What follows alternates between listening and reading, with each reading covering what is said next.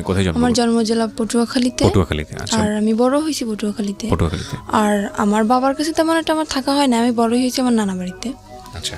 সেখান থেকে আমি যখন আমার বয়স 2.5 বছর, তখন আমার আব্বু ছিল কিরকম অলস টাইপের, কাজ খুবই কম করতো। কি করতো আপনার বাবা? আমার আব্বু এমনি আমাদের গ্রামের বাড়িতে জমি আসে, জমি চাষবাস করতো, কিন্তু সেগুলো করতো না সে। কয় ভাই বোন ছিলেন আপনারা? আমি একাই, আমার কোনো ভাই বোন নেই। আচ্ছা আচ্ছা, ওকে। তারপর সেখান থেকে আমার আম্মুর যখন বিয়ে, আমার আম্মু আমার মতন অনেক কষ্ট করছে জীবনে। আমার বয়স যখন 2.5 বছর, তখন আমার নানা নানির কাছে আমাকে রেখে আমার আম্মু ঢাকায় আসে চাকরি করার উদ্দেশ্য। আর এতটুকু বড় আমি হয়েছি আমার মায়ের সাপোর্টে। তারপরে আমার নানা বাড়ি থেকে বড় হওয়ার পরে ওখানে লেখাপড়া করতেছি। তখন যখন আমি ক্লাস 5-এ পরীক্ষা দিছি, তখন আমার আম্মু দেশে চলে আসে। আসার পরে আর আমার আব্বু তো কোনো কাজ করতো না, আমার আম্মুই চাকরি বাকরি করতো, আমার লেখাপড়ার খরচ চালাইতো, সংসারের খরচ চালাইতো। তো এভাবে আর কতদিন, একটা মহিলা মানুষ কতদিন পারে এটা সংসার সামলানোর দায়িত্ব? তো সে সারা জীবনের জন্য নিতে পারে না। তো সেখান থেকে আমার আম্মুর একটা অসুখ হইলো, সেটা হচ্ছে আপনার লিভারের টিউমার হলো। আচ্ছা। হওয়ার পরে ওখান থেকে আমার আম্মুকে ডাক্তার বললো যে আপনার রেস্টের প্রয়োজন, এখন থেকে আর চাকরি করা যাবে না, সম্পূর্ণ রেস্টে থাকা দরকার। ওকে। তখন আমার আম্মু চাকরিটা ক্লোজ করে দিয়ে দেশের বাড়ি চলে গেল। যাওয়ার পরে সেখানে আমার আম্মুর প্রচুর মারতো, আর কাজ তো করতো না, আর আম্মুরে খুব মারতো। এগুলো আপনার নিজের চোখে দেখা ছোটবেলায়? আমার নিজ চোখে দেখা। তখন কি আপনি স্কুলে পড়তেন নাকি? তখন আমি স্কুলে পড়তাম। কোন ক্লাসে? তখন আমি আমার আম্মু যখন বাড়ি যায় তখন আমি ক্লাস 5-এ পড়ি। ক্লাস 5-এ পড়েন? হ্যাঁ। তখন একদিন হয়েছে কি, তখন আমি যখন ক্লাস 5-এ পড়ি, একদিন রাত্রে আমি পড়তে বসছি। বসার পরে আমার আম্মুর সাথে কি নিয়ে একটা যেন ঝগড়া হয়, সেটা আমি জানি না, আমি তো পড়তেছিলাম। তো হঠাৎ করে আম্মুকে একটা চর মারে আমার আব্বু, কানের উপরে চর মারার পরে আমার আম্মুর কান দিয়ে রক্ত বের হয়ে যায়। তখন বৃষ্টি পড়তেছিল, তো আমার আম্মুর কান্না দেখে আমি খুব কান্নাকাটি করতেছিলাম। তখন আমার পাশের বাড়ি থেকে এক আন্টি এসে বলে আমার আব্বুকে যে তুমি কাজ কোনো কিছু করো না, তারপরেও আবার বউ বাচ্চাদের ঘরে বসে মারো, তোমাকে এখন পুলিশে দিয়ে দেবো। একথা বলার পরে আমার আব্বু ভয় পেয়ে যায়। ওখান থেকে আমার আব্বু চলে যায়, আমার দাদা বাড়িতে চলে যায়। যাওয়ার পরে সেখান থেকে প্রায় 2-3 বছর কোনো খোঁজ খবর থাকে না। আম্মু অনেক অসুস্থ ছিল, বারবার কল করছে আমি অসুস্থ, তাও আমার আব্বু আসে না। তারপরে 3 বছর কাটে যায়। কাটার পরে আমার আম্মু তাকে ডিভোর্স দিয়ে দেয়। ডিভোর্স দেওয়ার পরে আমার আম্মু এখনো সেরকমই থাকার ইচ্ছা ছিল, কিন্তু থাকতে পারে না শুধু আমার কারণে। ডিভোর্স হয়ে যাওয়ার পরে আমার তো লেখাপড়া কন্টিনিউ চলতেছে। আমি যখন ক্লাস 8-এ পরীক্ষা দেব, তার 1 মাস আগে ওই যে ছেলে আমার যার সাথে বিয়ে হয়েছে, ওর সাথে আমার আম্মুর সাথে, ওর সাথে দেখা না, কিন্তু ওর যে বোনের জামাই, তার সাথে আমার আম্মুর সাথে দেখা হওয়ার পরে সেখান থেকে আমার আম্মুরে উনি প্রথমত আপা বলে ডাকতো, কিন্তু তখন আমাকে দেখে নাই উনি। না দেখার পরে যখন আমাকে উনি দেখলো, তখন আমার আম্মুকে প্রস্তাব দিল যে এরকম আমার একটা শালা আছে, তা আমি তার জন্য আপনার মেয়েটাকে নিতে চাই। তা আমার আম্মু বলতেছে কি, আমার একটা মেয়ে, অত দূরে আমি বিয়ে দেবো না। তেমন বলতেছে যে ছেলেটা যদি সংসারে থাকে তাহলে আমি হয়তো ভাইবে দেখতে পারি। তখন বললো ঠিক আছে, ছেলেটা সংসারেই থাকবে। ওকে। তখন আমার আম্মু তাও রাজি না। তারপর আমার আম্মু আমাকে জানাইলো, আমি বললাম কি দেখো আম্মু, আমার এখনো বয়স একদম কম, আর তুমি এরকম চিন্তা ভাবনা কেন নিতেছো? এখন তো বিয়ে করা সম্ভব না আম্মু, আমি এসএসসি পরীক্ষাটা দিই, তারপরে তোমরা কিছু একটা করো, এত তাড়াতাড়ি কেন এসব বলতেছো? তখন আমার আম্মু মোটামুটি রাজি ছিল না। তারপরে হঠাৎ করে আমার আম্মুর কি হয়ে গেল আমি নিজেও জানি না। তারপরে আমার আব্বুর সাথে কথা হয়। তারপরে আমার ছোটবেলা থেকে ইচ্ছা, আমি তো মাদ্রাসা লাইনে পড়ছি, হাফিজি পড়ার ইচ্ছা ছিল আমার, আর আমার আম্মুরও ছিল। আর আম্মু চেয়েছিল যে আমার যদি একটা ছেলে হইতো আমি হাফিজি পড়াবো, কিন্তু যেহেতু মেয়ে সেটা তো আর সম্ভব না।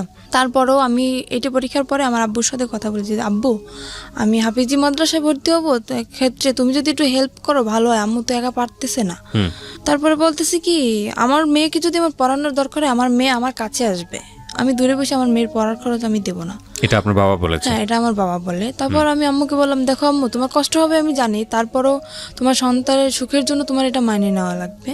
আমি তোমার কাছে থাকতে পারবো না, আমি আব্বুর কাছে চলে যাব।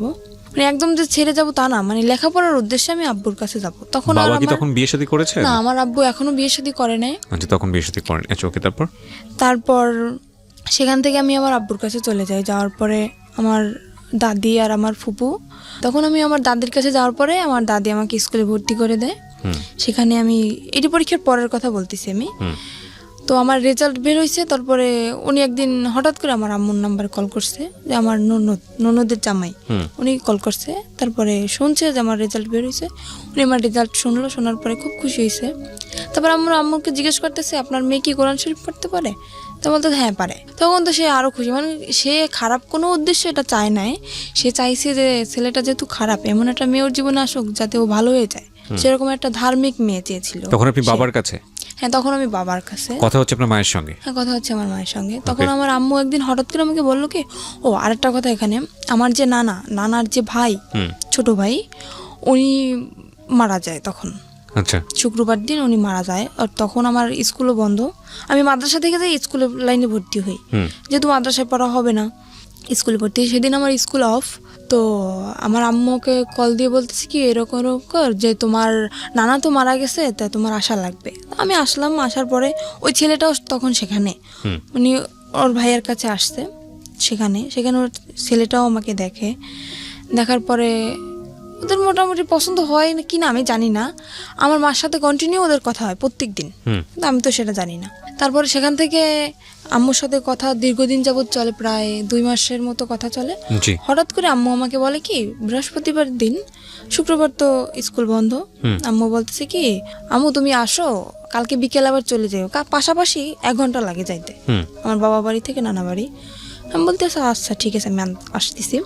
সেখান থেকে আমি কি আসলাম, আসার পরে ওই ছেলেটা রাত্রবেলা আমাদের মানে ওর 2টো ফ্রেন্ড নিয়ে আমাকে দেখতে আসলো, রাত্র প্রায় 8টার দিকে এসে দেখে গেল, খাওয়া দাওয়া করলো।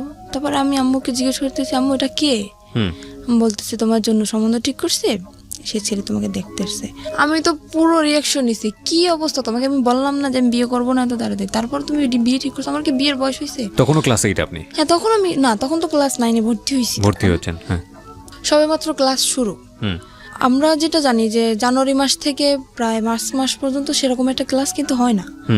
তারপরে সেজন্য আমি ছুটি কাটাতে আসছিলাম। তা আম্মুকে আমি বলার পরে আম্মু বলতেছে কি, আচ্ছা ঠিক আছে, তুমি যদি রাজি না হও তোমাকে আমি জোর করবো না। ঠিক আছে, আমি চলে গেলাম আব্বুর কাছে, আবার লেখাপড়া শুরু করলাম।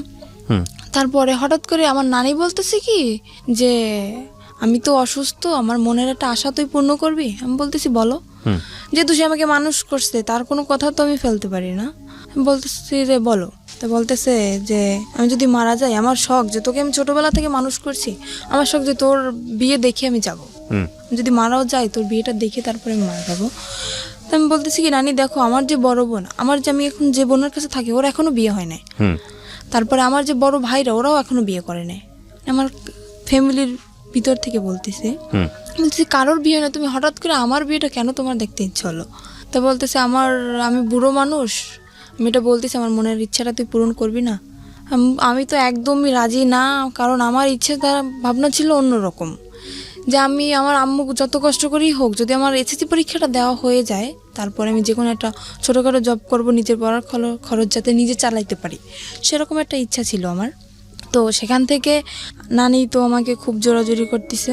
এবার আমি বললাম কি, আমার পক্ষে বিয়ে করা সম্ভব না। আমি রাগ করে চলে যাচ্ছি আমার বাপের বাড়ি। সেখান থেকে আমার রাস্তা থেকে আমার জোর করে নিয়ে আসা হয়, তারপরের দিন আমার বিয়ে। আমি জানি না সেখান থেকে। এখানে আপনার বাবার কোনো ভূমিকা ছিল না? না, এখানে আমার বাবার কোনো ভূমিকা ছিল না, আর আমার বাবাকে জানানোও হয়নি। জোর করে নিয়ে আসার পরে তারপরের দিনে আমার ফোনে ছেলেটার সাথে কথা হয়। আমি ছেলেটাকে অনেকভাবে বুঝালাম, আমি বললাম দেখেন, আমি একটা খারাপ মেয়ে, আমার একটা ছেলের সাথে মানে যাতে ও রাজি না হয়, সম্পর্কটা যাতে ভেঙে যায়, ছেলেটার সাথে আমি সরাসরি ফোনে কথা বলি। তো তারপরেও বলতেছে তুমি যাই হও না কেন, আমি তোমাকে মেনে নেবো। বলতেছে আমার একটা ছেলের সাথে সম্পর্ক আছে। তো বলতেছে ছেলের সাথে সম্পর্ক আছে, দেখো আজকালকার ছেলেরাও আশা দেয় ঠিকই, কিন্তু বিয়ে করে না। তুমি আমারকে নিয়ে তুমি অসুখী হবো না, তুমি এই চান্সটা মিস করো না। তারপরে জোর করে হোক, যাই করে হোক, মারামারি হোক, আমাকে মারছে পর্যন্ত। আমার খালু আমাকে মারছে, আমার আম্মু আমাকে মারছে বিয়েটার জন্য। জোর করেই বিয়ে দেওয়া হয়। তারপরে ছেলেটা তার পরের দিন আসে, একা আসে বিয়ে করতে, ফ্যামিলি থেকে কেউই আসে না, কারণ ওর ফ্যামিলি থেকে তো জানে যে ও কীরকম, সেজন্য ওর ফ্যামিলি থেকে কেউই আসে না, ও একাই বিয়ে করতে আসে। আমি আম্মুকে তখন বললাম, আমি জানি না হঠাৎ করে আমার আম্মুর কী হয়ে গেল, যে আম্মু মানে আমার ইচ্ছার বিরুদ্ধে কখনোই কথা বলে না, সেই আম্মু আজকে আমার মারলো ওই ছেলেটার জন্য। তারপরে আমি বিয়েটা হওয়ার পরে বিয়ের 15 দিন হয়ে যায়, আমি তো মোটে মানে ওর কাছেই যাচ্ছি না, ওকে চোখে দেখতে পারতেছি না, ওর সাথে কথায় কথায় আমি ঝগড়া বাঁধাই দিচ্ছি। আমি তো রাজি না, যেহেতু আমার ওকে পছন্দ না, এমনি দেখতে সুন্দর ছিল ও। তারপরে সেখান থেকে বিয়ে হওয়ার পরে প্রায় মাসখানিক হয়ে যায়, তারপরে চিন্তা ভাবনা করলাম যাক যা হওয়ার হয়ে গেছে। আর ও আমাকে বলছিল তুমি যেহেতু লেখাপড়া করতে চাও তোমাকে আমি বিয়ে পরে লেখাপড়া তো করব। একজন ছেলের সঙ্গে বিয়েটা হলো কিভাবে বাসায়? একজন ছেলের সাথে দিয়ে দিল আমার ফ্যামিলি। মানে কাজী এসেছিল? হ্যাঁ, কাজী ওখানে আমাদের সে কোর্টে বিয়ে হয় নাই, বিয়েটা হয়েছিল আপনার মসজিদে বসে। আচ্ছা, কোর্টে বিয়ে হয় না, আমার যেহেতু গ্রাম অঞ্চল। হ্যাঁ। মসজিদে কে অত- কে ছিল আপনার বিয়ের সময়? আমার বিয়ের সময় আমার নানা ছিল, তারপরে আমার একটা খালু ছিল, আর কি কি ছিল আমি জানি না, এই দুজন ছিল সেটা আমি জানি। তার মানে আপনার কাবিন টাবিন কিচ্ছু করা হয়নি? না, কাবিন হয়েছে আমার। ও ছেলের পক্ষে সাক্ষী কে ছিল? ছেলের পক্ষে সাক্ষী কেউ ছিল না, এমনি হয়তো মানে আমার নানার দিক থেকে হয়তো কেউ ছিল। যে প্রথম কথা হচ্ছে আপনার গাজিনী হিসেবে। বয়সই তো হয়নি তখন। আমার তো বয়সই হয়নি, 14 তখন তো বছর কোর্টে বয়স। যাওয়া সম্ভব না। রাইট, 14-15 বছর বয়স আপনার। তখন তো কোর্টে যাওয়া সম্ভব না, কিন্তু আমার ওখান থেকে ওই ছেলেটা একটা চালাকি করছিল কি। কাবিন আপনার বয়স বাড়িয়ে দিয়েছিল? হ্যাঁ, আমার বয়স বাড়িয়ে দিয়েছিল কি, আমার একটা ফলস একটা জন্ম নিবন্ধনের কার্ড তৈরি করে, সেটা আমার আম্মুর সাথে একসাথেই মিশে আমাদের পোস্ট অফিস থেকেই করা হয়। সেখানে মানে আমি যখন পড়ালেখা করতেছি তখন হয়তো এক ফাঁকে এসে আমার আম্মুর সাথে করে গেছে, সেটা আমি জানি না। তো সেটা এখন আমার কাছে আছে, সেটা এখন আমার বর্তমান বয়স 21 বছর দেওয়া। আচ্ছা, বর্তমান বয়স। ওকে। তারপর সেখান থেকে তো বয়স বাড়ানো হয়, কাবিনও করা হয়। কাবিন করার পর তারপর 1 মাস পরে চিন্তা করলাম যাক যা হওয়ার হয়ে গেছে, খামাখা ও ছেলেটা তো আর কোনো অপরাধ করে না, যেহেতু বিয়ে হয়ে গেছে আমি মেনে নিলাম। নেওয়ার পরে আমি বিয়ের 1 মাস পর ওকে বললাম কি দেখো আমার ইচ্ছা না যে আমি বাবার বাড়ি থাকবো, তোমার যদি মনে করো শুধু থাকার মতো একটা ঘর থাকে আমার তাতেই চলবে, কিন্তু আমি বাবার বাড়ি থাকতে চাই না। তুমি আমাকে তোমার নিজের বাড়ি নিয়ে চলো।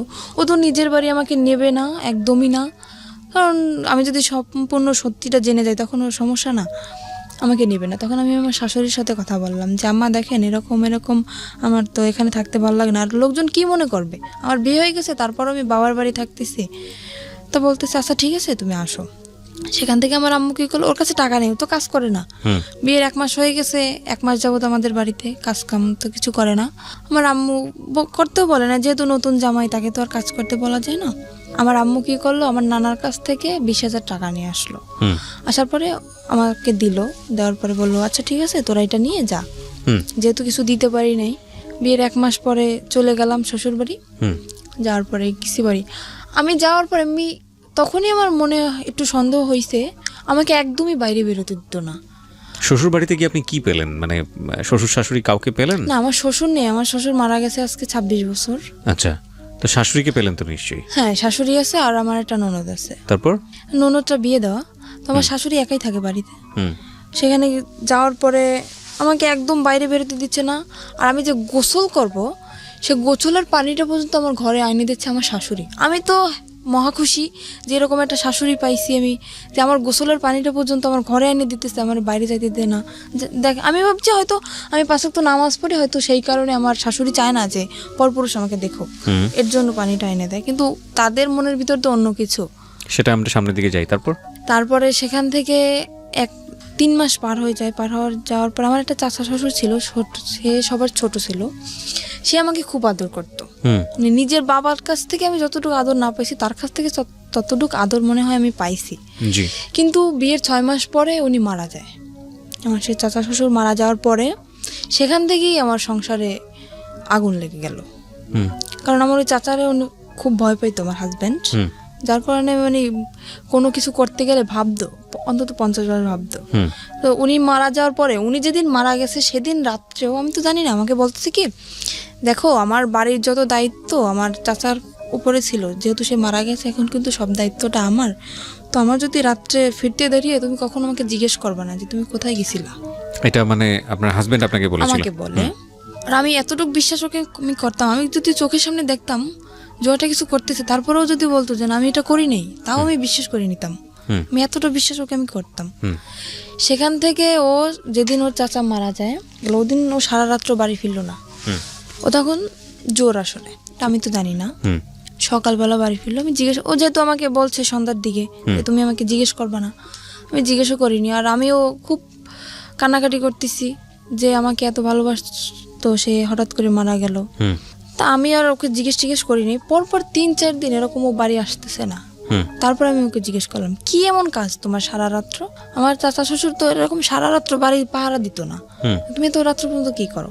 আমাকে বললো, মেয়ে মানুষের মতো থাকো, তোমার এত সব দিয়ে দরকার আছে? হুম বললাম আচ্ছা ঠিক আছে। সে কাজ করতেছে না কিছু না, সারা রাত্র ওরকম জুয়ো খেলে দিনের বেলা এসে ঘুমাইতেছে। এভাবে কি সংসার চলে? আমি বললাম কি, দেখো এখন হয়তো আমি একা আছি, ভবিষ্যতে আমাদের একটা বেবি আসবে, তখন তার তো ভবিষ্যৎ আছে।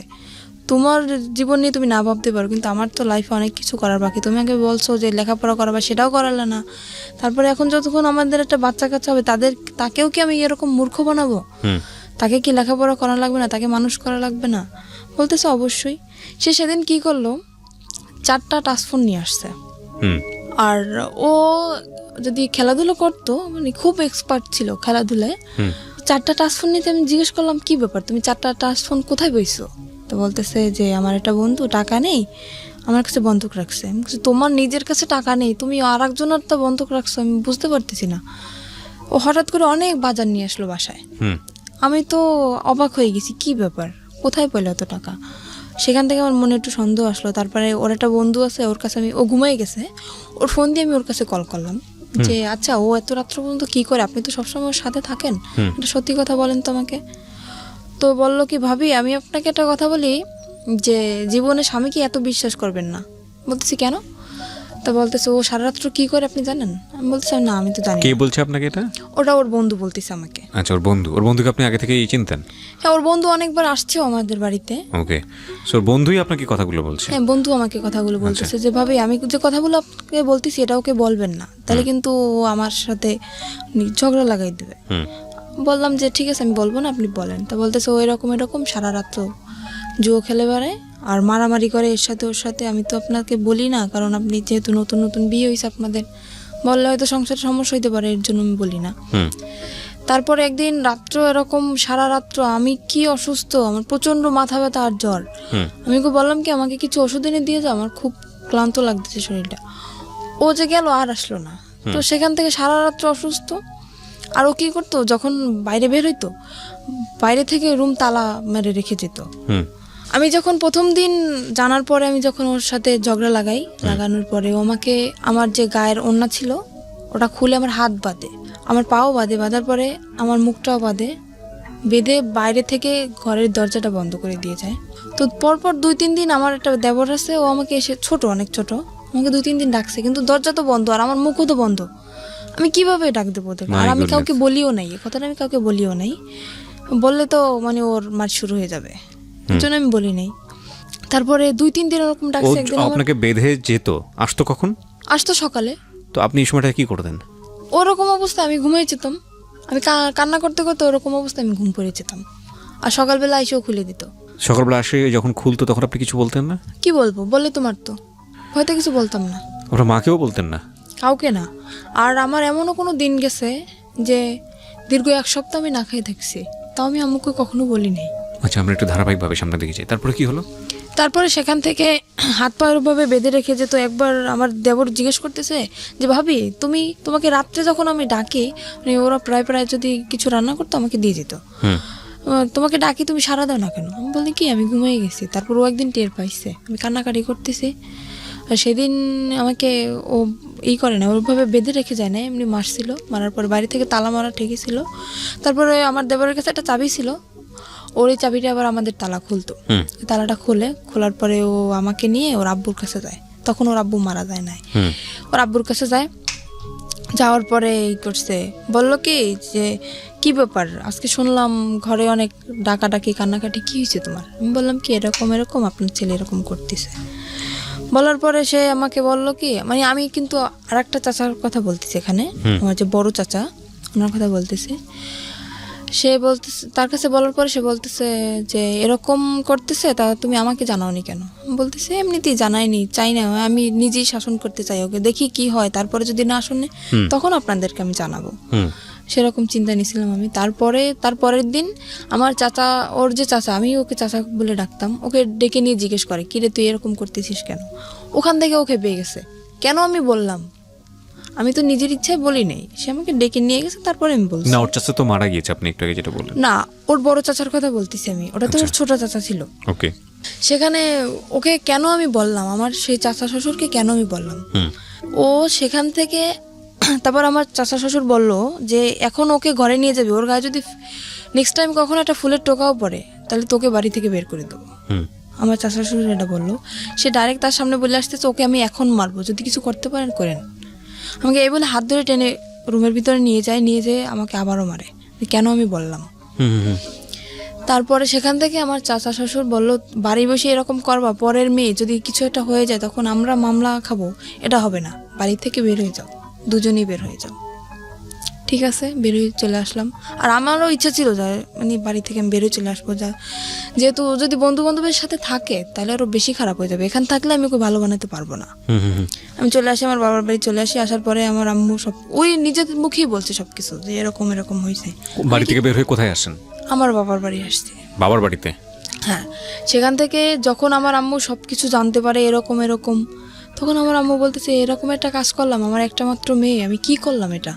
তখন আমার আম্মু বললে যে মানে আমাকে ওখান থেকে ডিভোর্স করাবে। আমি বললাম আম্মু দেখো, বিয়েটা কিন্তু তোমাদের ইচ্ছে হয়েছিল, আমার ইচ্ছে হয় না, কিন্তু আমি এটা পারবো না যে তোমাদের ইচ্ছা মতন সব কিছু করবো, এটা হবে না। তোমাদের ইচ্ছা মতো বিয়ে করছি, আবার তোমাদের ইচ্ছা মতো ডিভোর্স করবো, এরপরে আমার আবার বিয়ে হবে, সে তো এর থেকেও খারাপ হতে পারে। তখন আমি কি করবো আম্মু? তখন আপনার লেখাপড়া কি বন্ধ? হ্যাঁ, লেখাপড়া বন্ধ। ওকে। তারপরে সেখান থেকে আমার আম্মু তো আমাকে ওখানে দেবেই না, একদম ডিভোর্স করাই দেবে। ওকে বলতেছে তুমি চলে যাও। ও চলে আসে, আসার পরে সেখান থেকে ওকে বলার পরে ও চলে আসে। না, আমি তো খুব কান্নাকাটি করতেছি, যেহেতু আমার অল্প বয়সে বিয়ে হয়েছে, তারপর আমার প্রথম স্বামী। এমনিতেই তো আমার তখন আবেগী বয়স, তখন তো মনে করেন একটা ছেলে যদি পাশে থাকে তখন আবেগে এমনিতেই ভালোবাসা এসে যায় তার প্রতি। তো আমি মানে খুব লাভ করতাম ওকে আমি। তারপরে আমি খুব কান্নাকাটি করতেছি, খাচ্ছি না, কিছু না। আমার আম্মু বলতে দেখ এরকম যদি করিস তাহলে তো তোর নিজের শরীর তো থাকবে না, তুই তো মারা যাবি, এরকম কেন করতেছিস। আমি বলতেছি আম্মু তুমি যদি সত্যি আমাকে চাও বাঁচাইতে তাহলে আমাকে ওর কাছে দিয়ে আসো। বলতেছে এটা আমি কখনোই পারবো না, আমি একবার তোমার জীবন নষ্ট করছি, কিন্তু দ্বিতীয়বার আবার আমি তোমার জীবনটা নষ্ট করতে পারবো না। সেখান থেকে আমি কি করলাম, আমার আম্মুর ইসের জন্য, ডাক্তার দেখানোর জন্য আমার আম্মু কিছু টাকা নিয়ে আসে আমার নানার কাছ থেকে। আমি সেই টাকাটা মানে নর্মালি যেটা বলি চুরি বলতে পারি, চুরি করে আমি আমার কাছে নিয়ে আসি। আসার পরে রাত্র 8টার সময় আমি বাসা থেকে বের হয়ে যাই, বের হয়ে আমি পালাই ওর কাছে চলে আসি। ও কোথায় ছিল তখন? ও তখন ঢাকায় ছিল। ঢাকায় ও কি করছিল?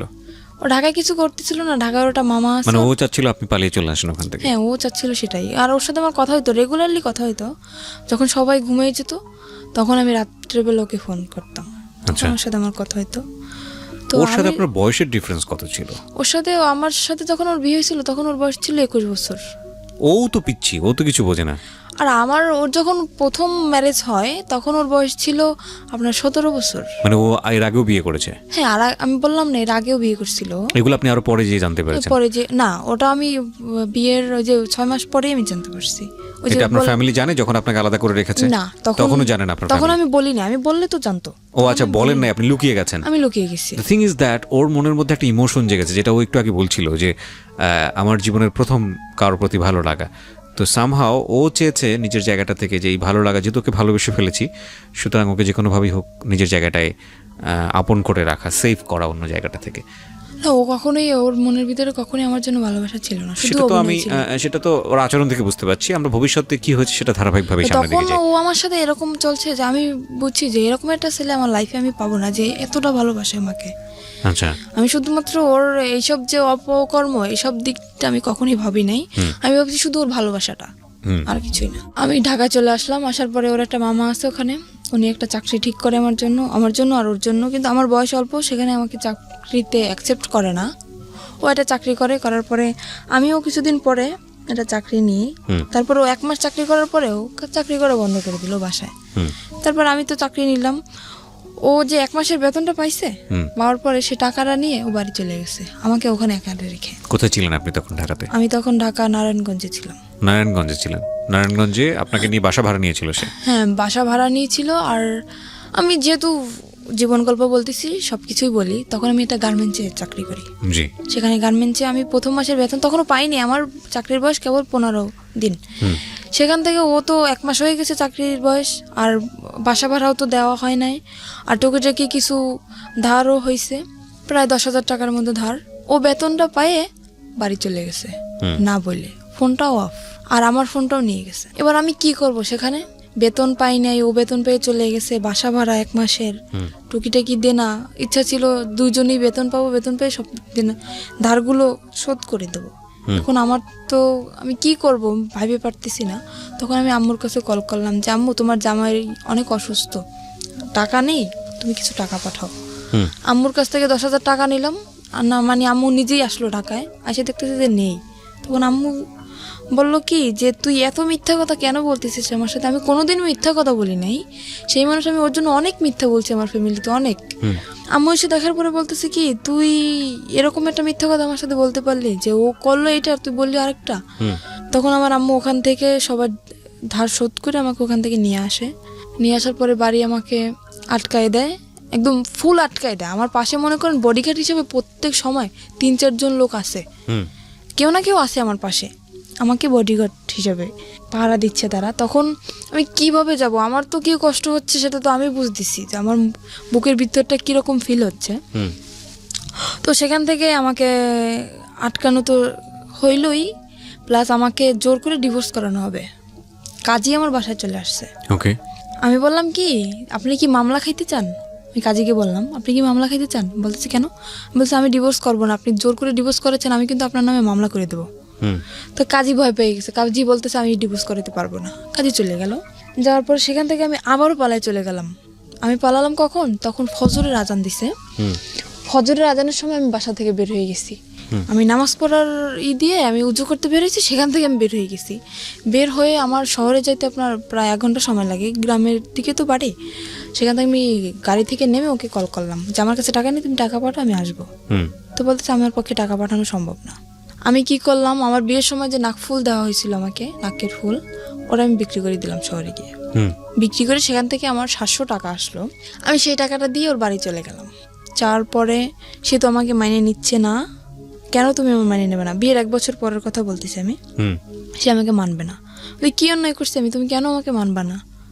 আমি কি অন্য কারোর সাথে রিলেশন করছি বা কারোর সাথে ভেগে গেছি, তারপরে 6 মাস পরে তোমার সাথে আসছি? কেন তুমি আমাকে এরকম করতেছো আমার সাথে?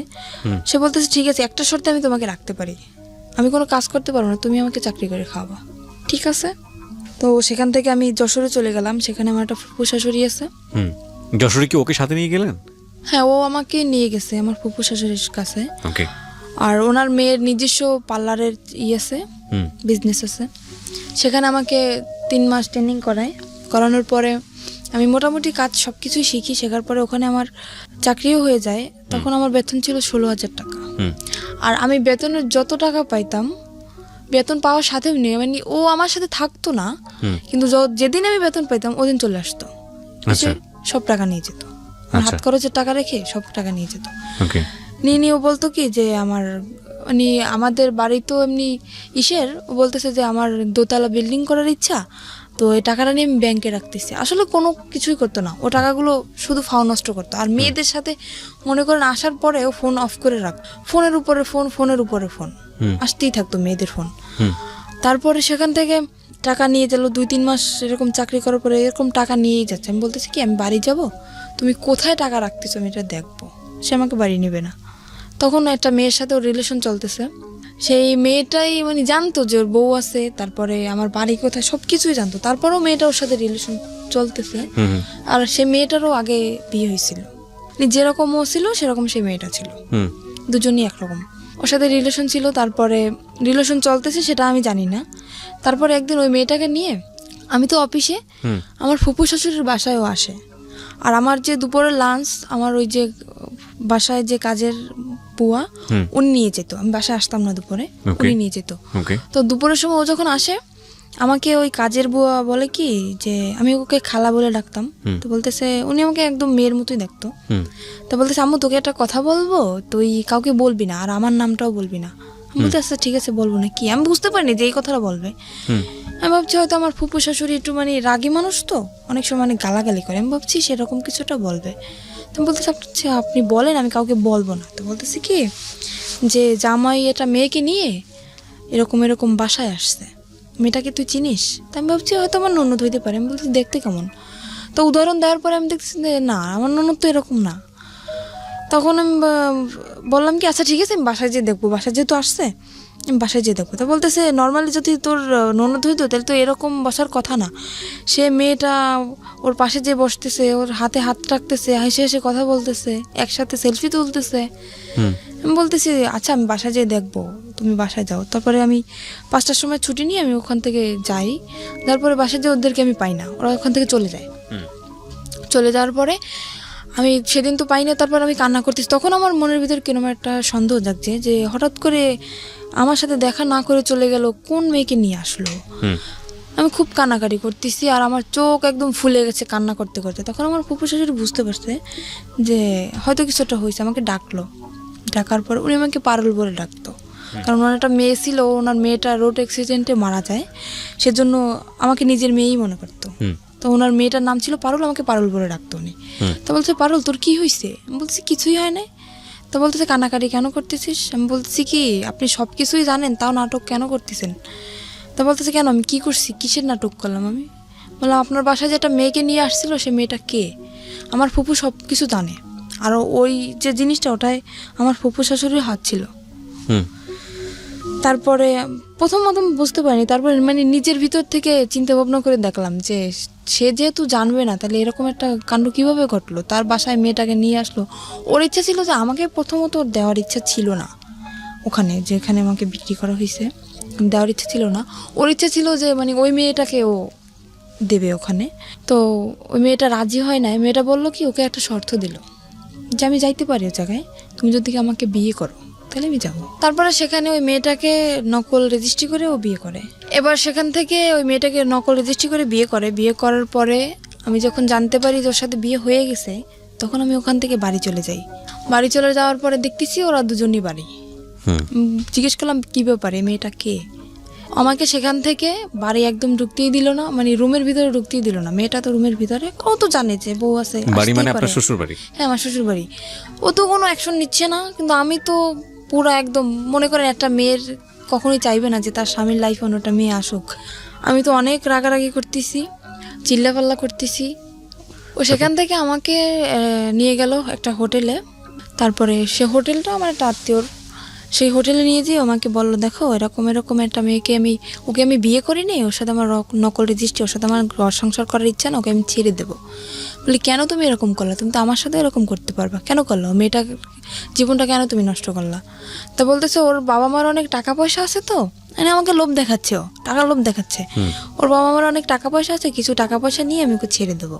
আমি বলতেছি এটা কখনোই হবে না। আমি একটা যেরকম আমার মনে যেরকম কষ্ট হয় আমার স্বামীর জীবনে অন্য কেউ আসলে ঠিক ওরও সেরকম কষ্ট, আমি এটা মানবো না। তারপরে সেখানে ওই মেয়ের যে নানি, ওই মেয়েটার নানি কল করছে ফোনে। আমি ফোনটা রিসিভ করি। আমি বললাম কি মেয়ে যে বিয়ে দিছেন জানেন যে ছেলে কি করে? বলতেছে হ্যাঁ জানি। ছেলে কি করে? বলতেছে ছেলে তো রোলার মেশিন চালায়। বলতেছি সম্পূর্ণ ভুল, ও কোনো কাজ করে না। বলতেছে তুমি কি বলতেছো? আমি বলতেছি আমি ওর বউ। বউ মানি? কিন্তু বউ মানে আপনি জানেন না যে ওর আগে আরও একটা বউ আছে? তো বলতেছে না তো, ও তো বলছে যে আমি আগে বিয়ে করছিলাম, তার সাথে ডিভোর্স হয়ে গেছে। যে ডিভোর্স হয়ে গেছে তাহলে ও আমার সাথে কেন এখন? তারপরে বললো কি আচ্ছা এই করছে, আমরা থানায় মামলা করব, তুমি থানায় আসো। আমি বলতেছি মামলা করার দরকার হলে আপনারা করেন, ভুল আপনারা করছেন, মামলাটা আপনারাই করবেন, আমি করব না। আপনারা কি করবেন আপনারা নিজেরা ডিসিশন নেন, এর ব্যাপারে আমি কিছু বলবো না আপনাদের। তো আমি তো সেখান থেকে আমাকে বললো কি তুমি যেখানে আছো সেখানে যাও, ও মেয়েটাকে আমি কিছুদিনের ভিতরে ছেড়ে দিয়ে আমি তোমার কাছে আসতেছি। আপনি তখন যশোরে? আমি তখন যশোরে না, তখন আমাকে খুলনা একটা হোটেলে নিয়ে যায়। খুলনায়, যশোর খুলনা তো পাশাপাশি জেলা। কত এই কথাগুলো হচ্ছে কোথায়? খুলনায় বসে? হ্যাঁ খুলনায় বসে একটা হোটেলের ভিতরে হচ্ছে। তো আপনাকে যেতে বলছে কোথায়? যেতে বলছে আমি যেখানে চাকরি করি ওখানে আমাকে। সেটা তো যশোরে? হ্যাঁ যশোরে। ওকে। ওখান থেকে আমি যশোরে চলে যাই। চলে যাওয়ার পরে মানে যেটা বললাম আমি বিশ্বাস করলাম আবারও। ওখান থেকে যশোরে চলে যাই। যাওয়ার পরে ও মেয়েটাকে নিয়ে আবার ওই বাসায় আসে। ওই বাসা বলতে? আমার ওই যে ফুপুর বাসায় আবার আসে। আপনার আপন ফুপু? না, ফুপুর শাশুড়ি। ফুপুর শাশুড়ি, ওকে। ওনার বাসায় আবারও আসে। আসার পরে আমি সেদিন যখন আমি খবর পাই, ওই খালা আমাকে কল করে, যখনই আমি খবর পাই আমি সাথে সাথে অফিস থেকে বেরোয় চলে আসি। আমি আমার ম্যাডামকেও বলি না যে আমি যাচ্ছি, সেখান থেকে আমি সাথে সাথে বেরিয়ে চলে আসি। আসার পরে ও আমার আসার আধা ঘন্টা আগে বের হয়ে গেছে। যাওয়ার পরে আমি কল করছি ওকে, কি ব্যাপার তুমি নাকি আজকে আসছিলে, তুমি চলে গেছো কেন? তো বলতেছে আমি কালকে আসবো। হুম তো পরের দিন আসলো, আসার পরে রাত্রবেলা আমি ওর সাথে কথা বলতেছি না, কিছু না, ঝগড়া লাগাই দিতেছি। তো তখন ও রাগ করে চলে যাবে, থাকবে না। বলতেছে তোমার এই মেজাজ দেখার জন্য আমি আসি নাই। এখানে আমার তো রাগ করাটা স্বাভাবিক, যেখানে আমার স্বামীর সাথে আমার থাকার কথা, আমি চাকরি করতেছি এক জায়গায়, আমার স্বামী আর এক জায়গায় থাকতেছে, তার সাথে অন্য একটা মেয়ে, বুঝতেছি না, মানে আমার অ্যাকশন নেওয়ার কথা, সে জায়গায় উল্টো আমার সাথে রাগ দেখাইতেছে। আমি এখানে থাকবো না, আমি চলে যাবো। তুমি যাও, আমি রাগের মাথায় বলতেছি তুমি যাও। তো আমার ফুপু শাশুড়ি তাকে ধরে রাখার পরে রাত্রবেলা ওর সাথে আমার কথা চলতেছে যে কেন তুমি এরকম আমার সাথে করলা, এরকম মেয়েটাকে নিয়ে তুমি ঠিকই সংসার করছো, তুমি যেহেতু তাকে রাখবা না, তাহলে তাকে তুমি বাড়ি নিয়ে গেলা কেন? আমার বাড়ি জায়গা হচ্ছে না, আর তুমি তারে নিয়ে বাড়ি রাখতেছো, কিভাবে রাখতেছো? তো তখনও করলো কি, ওর মা ফোন দিল, ওই মেয়েটার মা ফোন দিল। ফোন দেওয়ার পরে আমি ফোনটা যে রিসিভ করতে গেছি, ফোনটা আমাকে দিচ্ছে না। আমি জোর করে হাত থেকে ওর ফোনটা নিয়ে গেছি, নেওয়ার পরে আমাকে মার শুরু করে দিতেছে। মারার পরে ও আমার মাথায় মারে একটা দিয়ে, আপনার ওই যে স্ট্রে থাকে না, সিগারেট খাওয়ার পরে যেটা ফালানো হয়, হ্যাঁ স্ট্রে, ওটা দিয়ে আমার মাথার মধ্যে মারার পরে আমি ওখানে অজ্ঞান হয়ে পড়ে যাই। তারপরে আমার মাথা দিয়ে প্রায় রক্ত বের হয়ে যায়, মানে অল্প কিছু ফেটে যায়, আমি ওখানে সেন্সার হয়ে যাই। প্রায় ঘন্টাখানিক পরে আমার সেন্স আসার পর দেখতেছি ওই মেয়েটার সাথে ও কথা বলতেছে ফোনে। তখনও ও কথা বলতেছে যে আমার ওয়াইফ এদিকে অজ্ঞান, সেদিকে ওর কোনো খেয়াল নেই, ও সেই মেয়েটার সাথে কথা বলতেছে। আমি তখন ওকে দরজা খুলে দিলাম, দারোয়ানকে ডাকলাম, ডাকার পরে আমি বললাম তুমি এখন বের হয়ে যাও। তখন রাত্র 3টা। সেখান থেকে বের হয়ে গেল, যাওয়ার পরে 4-5 দিন পরে আবার আসলো। আসার পরে আমাকে বলতেছে কি যে, আমাকে শারমিন বলে ডাকে, শারমিন আমি যা করছি আসলে আমার আসলে অন্যায় হয়েছে। তো ও ওখান থেকে, মানে ওই মেয়েটা যাবে না, আমাকে বললো কি তোমাকে নিয়ে আমি এক জায়গায় বেড়াতে যাব। আমি ওকে আবারও কিন্তু ক্ষমা করে দিলাম, এত অন্যায় করার পরেও। মানে আপনি মেনে নিলেন যে ওই বউ থাকা অবস্থায় আপনি থাকবেন না, তাহলে ও বলছে মেয়েটা নেই, মেয়েটা কোথায় গেছে? চলে গেছে। ও মেয়েটা চলে গেছে তারপরে? হ্যাঁ, ও বলছে যে মেয়েটা চলে গেছে, আসলে যায় নাই, মেয়েটা ওর বাড়িতে। ওকে। তারপরে আমাকে বলো তোমাকে নিয়ে আমি এক জায়গায় বেড়াতে যাব। বলছে আচ্ছা ঠিক আছে চলো। তো বলতেছে কালকে তুমি ছুটি নেবা। বলছে আচ্ছা। তারপরে আমি আমার ফুফু শাশুড়ির কাছ থেকে কিছু টাকা নিলাম। নেওয়ার পরে ও আমাকে নিয়ে, মানে আমার লাইফে ফার্স্ট আমি ওই জায়গাটা যখন দেখি, আমাকে একটা জায়গায় নিয়ে যায়, সেখানে সব মেয়েরা, সেখান থেকে আমি দেখার পরে আমি বলতেছি কী ব্যাপার, তুমি আমাকে কোথায় নিয়ে আসছো? তা বলতেছে কি এটা একটা হোটেল মেয়েদের, এখানে শুধু মেয়েরাই থাকে, এখানে কোনো ছেলেরা থাকে না। আমি বলতেছি ছেলেরা থাকে না তো তুমি ঢুকলা কীভাবে এখানে? তো বলতেছে তুমি বুঝবো না, এখানে একটা মেয়ের সাথে আমার সাথে এটা কথা হয়েছে, একটা মেয়ের সাথে আমার সাথে বন্ধুত্ব, ওর সাথে আমি দেখা করতে আসছি এখানে। বলতে দেখা করতে আসছো তো আমাকে নিয়ে আসছো কেন? তা বলতেছে তুমি চলো, তোমাকে দেখতে চাইছে। বলতে আচ্ছা ঠিক আছে চলো। আর ওখানে মনে করেন, আমি হয়তো কথাটা বললে দর্শক কিছু মনে করতে পারে, ওখানে নোংরা নোংরা ড্রেস পরা হয়, তো আমি ওগুলো দেখে আমার খুব খারাপ লাগতেছে। আমি বলতেছি আমি ভিতরে যাবো না, তোমার যদি দেখা করার দরকার হয় তুমি যাও, আমি এখানে নিচে দাঁড়াইতেছি, তুমি যেই দেখা করে চলে আসো। তো বলতেছে না তোমার যাওয়াই লাগবে। আমাকে নিয়ে দোতলায় গেল, ওরা দোতলা সিস্টেম, দোতলায় গেল, যাওয়ার পর একটা রুমের ভিতরে ঢুকানো হলো। ও রুমটা ভিতর থেকে বন্ধ করে দিল। কে বন্ধ করলো? আমার হাজবেন্ড ভিতর থেকে বন্ধ করে দিল, আমার সাথেই ও ভিতর থেকে বন্ধ করে দিল। সেখানে ও কিছুক্ষণ কথাবার্তা আমার সাথে বলার পরে বলতেছে তুমি এখানে বসো, ও তো আবার সিগারেট খায়, তো বলছে তুমি এখানে বসো, আমি একটু সিগারেট খেয়ে আসি, নিচের থেকে নিয়ে আসি, এটা বলে চলে গেল। ঘন্টার পর আমার ফোনটা নিয়ে গেছে, যাতে আমি কারোর সাথে যোগাযোগ করতে না পারি। ঘন্টার পর ঘন্টা কাটে গেল, তার কোনো খবর নাই, কি ব্যাপার। তারপর আমি ওখানে একটা খাট ছিল, শুধু খাটই ছিল রুমের ভিতর, শুধু খাট, আর কিছু ছিল না তখন। তারপরে আমি ওখানে ঘুমিয়ে যাই। ঘুমানোর পরে তখন আমি রাত্রে খাইও না, আর রাত্রে আমার রুমে কেউ আসেও না ওখানে। তারপর সকাল হয়ে যায়, সকাল হওয়ার পরে আমি বুঝতে পারিনি যে সকাল হয়েছে। আমি ঘুমাই যাওয়ার পরে এবার সকালবেলা একটা মেয়ে আসলো, আমার জন্য নাস্তা নিয়ে আসছে। আমি বলতেছি কি আচ্ছা আমার হাজব্যান্ড কোথায় বলতে পারেন? বলতেছে আপনার হাজব্যান্ড কে? আমি বলতেছি আমার হাজব্যান্ড কে, মানে আমার সাথে যে আসছে উনি আমার হাজব্যান্ড। তো বলতেছে তা তো জানি না, আপনি ম্যাডামের কাছে জিজ্ঞেস করে নেন। তারপরে আমি সকালে নাস্তা করলাম। আমি বলতেছি কি ব্যাপার, আমাকে আপনার হাজবেন্ডের কাছে ফোন ছিল না? হ্যাঁ ওর কাছে তো ফোন ছিল। আপনার কাছে ফোন ছিল না? আমার ফোনটা তো নিয়ে গেল। নিয়ে গেছে? বললাম না যে আমার ফোনটা নিয়ে গেছে, যাতে আমি কারোর সাথে যোগাযোগ করতে না পারি। এবার তো আপনি ওই যে কোনো কারো কাছ থেকে ফোন নিয়ে তোর নম্বরে ফোন দিতে পারেন। কিভাবে দেবো, আমি তো রুমের ভিতরে আটকানো, আর ওখান থেকে তো আমার কল ওকে করার বাইরে কোনো থেকে চেষ্টা আটকে দিয়ে গেছে। হ্যাঁ, বাইরে থেকে আমাকে তালা মেরে রেখে গেছে। আর আমি প্রায় এক সপ্তাহের মতো, কিন্তু বাইরে থেকে আপনাকে যখন তালা মারলো তখন আপনি বললেন না তুমি আমাকে তালা মারতেছো কেন, না ও সেটা আমি তো বুঝতে পারি নাই যে ও বাইরে থেকে তালাবদ্ধ করে রেখে বা এখানে যাইতেছে। কি কি ফাংশন হবে আপনি আগে থেকে আমি জানতেন তো না? জানি না, আমি কিভাবে বুঝবো? আমার মনের ভিতরে যদি সেরকম কোনো সন্দেহ থাকতো তাইলে তো আমি বুঝতে পারতাম যে ও আমাকে আটকে রেখে যাচ্ছে বা ও আমাকে ছেড়ে এখানে রেখে ও কোথাও চলে যাইতেছে, তাহলে তো আমি ওকে বাধা দিতাম। তো ওটা তো মানে লক সিস্টেম, তো ভিতর থেকে ও ই করে বাইরে থেকে তালা মেরে রেখে গেছে। হুম ওই লক করে দিয়ে তারপরে উপরে চিকল লাগে, তারপর তালা মারছে। কিন্তু আগে যে লক করে তালা মারছে সেটা আমি জানি না, তো বাড়ি থেকেও তালা মারা। তো আমি নাস্তা করার পরে তার 2-3 ঘন্টা পরে একটা মহিলা আসলো, এসে আমাকে বলতেছে, আমার নাম জিজ্ঞেস করলো। তারপরে আমি বলতেছি কি, আমি তাকেও জিজ্ঞেস করতেছি, আমি তো পাগল হয়ে গেছি পুরো, কি ব্যাপার, কোথায় গেল? বলতেছে আচ্ছা আমার হাজব্যান্ড কোথায়? তা বলতেছে হাজব্যান্ডকে কি বাঁচাইতে চাও? আমি বলতেছি কেন? তো বলতেছে তোমার হাজব্যান্ড আমার কাছে আছে। যে আপনার কাছে আছে তো ভালো কথা। তা বলতেছে, আমাকে বলল যে ওটা একটা পতিতালয়। আমি তখন জানতে পারলাম যে ওটা একটা পতিতালয়। আমাকে বলল তোমার দেহ ব্যবসা করতে হবে এখানে। ওই মহিলাই সরাসরি বললো? সরাসরি আমাকে বলতেছে ওই মহিলা। হুম আমি বলতেছি কীরকম কথা বলতেছেন, আমি আসছি এটা, আমি জানি এটা একটা হোটেল, এখানে মেয়েরা থাকে, তো দেহ ব্যবসা করবো মানে? তা বলতেছে তোমার হাজব্যান্ড আমার কাছে বন্দি আছে, যদি তোমার হাজব্যান্ডকে বাঁচাইতে চাও তখন বাধ্যতামূলক তোমার এটা করতেই হবে। তারপরে উনি এটা ছুরি বের করলো ওনার ব্যাগ থেকে আমার সামনে। ওরা আমার সামনে ধরার পরে বলতেছে যদি তুমি না রাজি হও তাহলে তোমাকেও মেরে ফেলা হবে, তোমার হাজব্যান্ডকেও মেরে ফেলা হবে। কিন্তু আমার হাজব্যান্ড তো ঠিকই ঘুরে বেড়াচ্ছে, আমি তো ওখানে বন্দি, মানে ওকে যেরকম শিখিয়ে দিয়ে গেছে ওই মহিলাকে, আমাকে সেভাবেই বলতেছে। তো আমি ভয় পেয়ে যাই, আর আমি চিন্তা করি আমি মারা যাই, কিন্তু আমার হাজব্যান্ডের তো আমি খুব ভালোবাসি, আমি ওর মৃত্যুর আমি মেনে নিতে পারবো না। তখন আমি বললাম কি আচ্ছা ঠিক আছে, আমি রাজি হই ওখানে ভয়তে। তো ওটা তো আপনার হয় লাইসেন্স প্রাপ্ত, লাইসেন্স না হলে ওটা হয় না। সেখানে আমাকে থানায় নিয়ে যাওয়া হয় ওখানে, আর আমাকে শিখিয়ে দিছে যে যদি কেউ বলে, জিজ্ঞেস করে তুমি কি ভয়ে ছুটে করতেছো এসব, বা কেউ কি তোমার ভয় দেখাইছে বা কিসের জন্য করতেছো, যদি জিজ্ঞেস করে তো সম্পূর্ণ তুমি একটা কথাই বলবা যে আমাকে কেউ জোর করে নাই, আমার দারিদ্রিক সমস্যার কারণে আমি এসব করতে রাজি হয়েছি। এটা আপনাকে শিখে দেওয়া হয়? এটা আমাকে শিখিয়ে দেওয়া হয়। তো আমার মনের ভিতরে তো ভয়, যেহেতু আমি যদি একলা থাকতাম তাইলে হয়তো আমি স্যারের সাথে বলতে পারতাম যে স্যার না আমাকে ভয় দেখানো হচ্ছে, কিন্তু আমার হাজব্যান্ড ওনাদের কাছে জিম্মায় আছে, ওনাদের কাছে বন্দি, সে ভয়তে আমি বলতেছি না।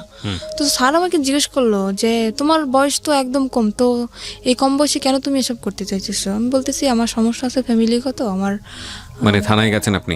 হ্যাঁ থানায় আমি তখন। ওকে। উনি আমাকে সব কিছু জিজ্ঞেস করলো, তারপর আমাকে একটা পেপারে সাইন করানো হয় যাতে আমি পরে কোনো ঝামেলা না করতে পারি। মানে আমি স্বইচ্ছায় এসব করতেছি, আমাকে একটা পেপারে সাইন করানো হয়, আর ওখানে আমার ছবি টবি সব কিছু তুলে রাখা হয়। ফাইন, এখানে একটা কথা আছে, সেটা হচ্ছে আপনার কাছ থেকে কোনো সার্টিফিকেট চাওয়া হয়েছিল, বয়সের কোনো সার্টিফিকেট? হ্যাঁ বলছিল যে তোমার বয়স কত, আমাকে শিখিয়ে দেওয়া হয়েছিল যে তুমি বলবে তোমার বয়সে বর্তমান বয়স 20 বছর। আচ্ছা। আমি বলছি 20 বছর বয়স। তো উনি তারা সেরকম একটা সার্টিফিকেট বলছিল, সার্টিফিকেট আছে? আমি বলতেছি যে হ্যাঁ সার্টিফিকেট তো আছে, সেটা তো বাসায়। তো উনি আমাকে কাছে দেখতে চায় না, বলে না যে তোমার সার্টিফিকেট আমাকে দেখাও, সেটা আমাকে বলে না। আমি মুখে বলছি যে আমার বয়স 20 বছর, ওই পর্যন্তই এনাফ। তারপরে সেখান থেকে আমাকে নিয়ে আসা হয়, নিয়ে আসার পরে তার পরের দিন, মানে কথাটা বলতে আমার কিছু একটা সংকোচ বোধ হচ্ছে, আপনি আপনার মতো করে বলেন, কোনো সমস্যা নেই। সেখান থেকে পরের দিন সকালে ঘুম থেকে ওঠার পরে ওয়াশরুম তো ভিতরেই, গোসল করি। গোসল করার পর একটা ছেলে আসে আমার রুমে। তখন আমাকে একটা মেয়ে বলে যায় খবরদার ছেলের সাথে যেন কোনো রকম খারাপ আচরণ না হয়।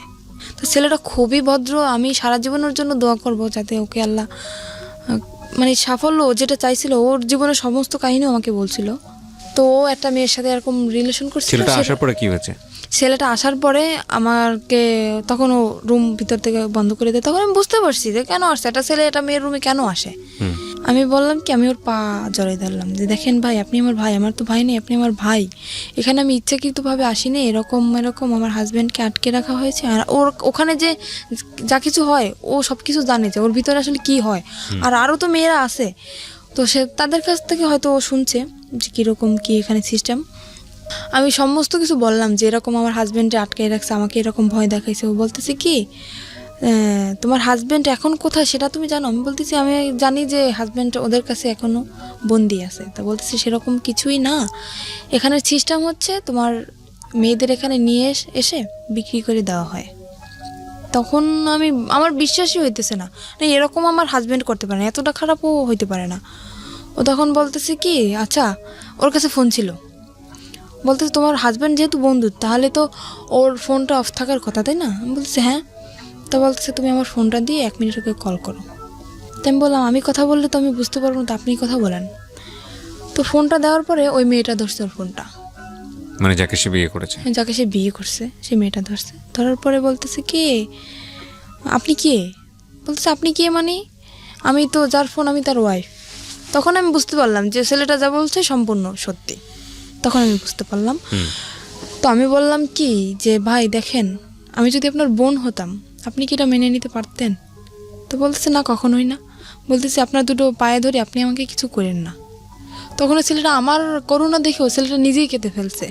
ছেলেটা বলল কি আচ্ছা ঠিক আছে আমি তোমাকে কিছু করতেছি না, কিন্তু এরপর নেক্সট টাইম যে আসবে সে তো তোমাকে ছেড়ে দেবে না, কারণ এখানে টাকার বিনিময়ে সব কাজ করা হয়, টাকা দিয়ে তো কেউ তোমাকে ছেড়ে দেবে না। তো তুমি যদি চেষ্টা করো, আমার মনে হয় তুমি চেষ্টা করলে এখান থেকে বের হতে পারবা।